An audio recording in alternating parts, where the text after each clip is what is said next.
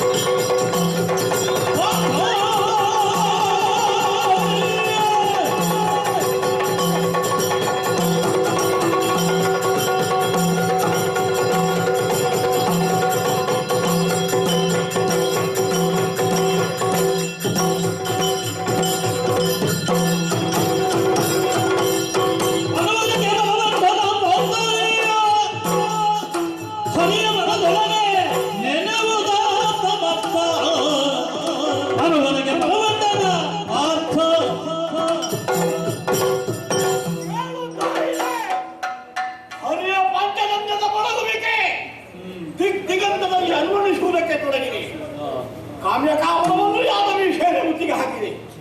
ಯುದ್ಧಕ್ಕಾಗಿ ಶ್ರೀಹರಿಯ ತಲೆ ಅಂತ ಅರ್ಥವಾಯ್ತು ನನಗೆ.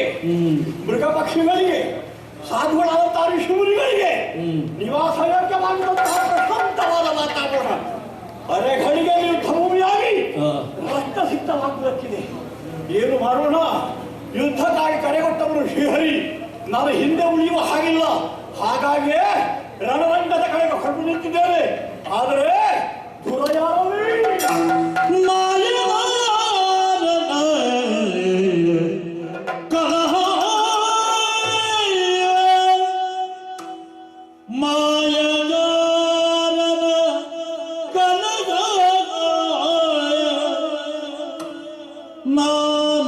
ನಾನೋಪಾಯದಲ್ಲಿ ಗಯನ ಜೀವವ ಕಾಯ ದುಡಿದರೆ, ನಾನೋಪಾಯದಲ್ಲಿ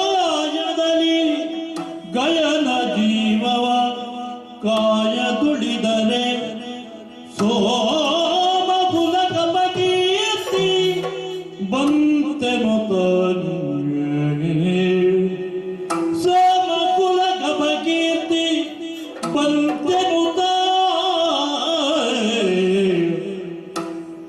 ವಾಯು ಸೋಮದ ಜರದಿ ಗಯನನು,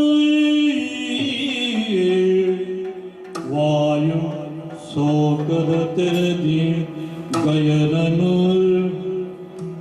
ಸಾಯದ ಬತ್ತಳಿಗೆ ಬೆನ್ನಿನಲ್ಲಿ ಬಂದಿದೆ, ಬೆನ್ನಿನಲ್ಲಿ ಬಂಧಿಸಿ ನಿಂತನ ಅವಗೆ ಅಲಿಪಾತ್ರ.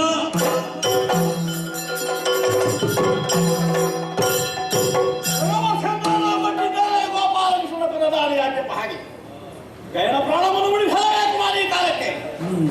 ಒಂದು ವೇಳೆ ಆಡಿದ ಮಾತನ್ನು ಈಡೇರಿಸಲಿಕ್ಕಾಗಲಿಲ್ಲ ಅಂತಾದ್ರೆ ಸೋಮಕುಲಕ್ಕೆ ಅಪಕೀರ್ತಿ ವ್ಯವಹಾರವಾಗಿ ಹೋಯಿತು. ನಮ್ಮಂತರಾಗ ಕೂಡದು ಚಂದ್ರವಂಶ ವರಿಷ್ಠರೆಂದು ಹಾಗೆ ಕೊಂಡಾಡ್ತಾ ಇದ್ದಾರೆ ಲೋಕದಲ್ಲಿ. ಆ ಕುಲಕ್ಕೆ ಕಳಂಕವನ್ನು ಉಂಟುವಂತಹ ವ್ಯವಹಾರವನ್ನು ನಾನು ಕೈಗೊಳ್ಳ ಕೂಡದು.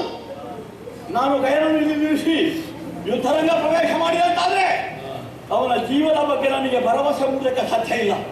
ಯಾಕೆಂದ್ರೆ ದುರಕ್ಕ ಬಂದವ ಮಾಯಗಾರ, ನಿರತ ಮಾಯೆಯು ದಾಸಿಯವನಿಗೆ.